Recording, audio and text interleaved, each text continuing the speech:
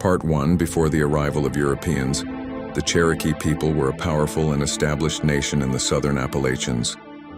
Their decentralized society was structured around 7 matrilineal clans, a system where lineage and social identity were traced through the mother's line. This organizational principle was a cornerstone of Cherokee life, influencing everything from family structures to political decisions. Politically, they were a confederacy of independent towns, each with its own council and leaders who operated autonomously, but were bound together by shared culture and a commitment to collective defense. This decentralized power structure was a key feature of the Cherokee Nation prior to European contact, allowing for local governance while maintaining national unity. Contact with European Americans brought immense challenges, including the encroachment of settlers, the depletion of resources, and the relentless pressure of U.S. government policy. To better defend their sovereignty against these mounting external threats, Cherokee leaders, primarily John Ross and Major Ridge, initiated the creation of a centralized government modeled after the U.S. Constitution. This new government, established in 1827, was a radical departure from their traditional decentralized system, designed to present a unified front to the U.S. government. It elected John Ross as principal chief in 1828.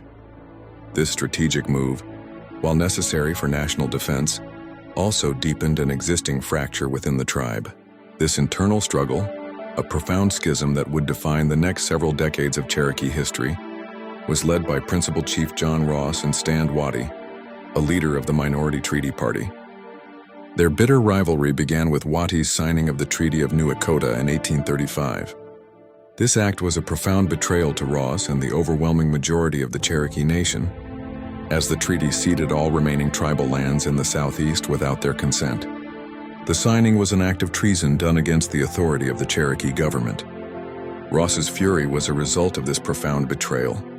He had repeatedly resisted U.S. pressure and had the overwhelming support of the Cherokee people, who had vocally and overwhelmingly opposed any such land cession. This treaty led directly to the forced removal of thousands on the Trail of Tears, which began in 1838. This devastating journey saw thousands of Cherokee people die from starvation, disease, and exposure. Adding to the immense political tragedy, Ross's wife, Watie, died from pneumonia on the journey, making the devastating event a deeply personal one for him as well.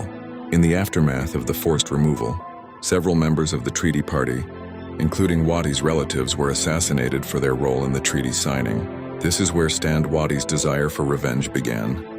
The assassinations were seen by many as justice for the betrayal of the treaty, but for Watie, they were a personal and unforgivable act of violence.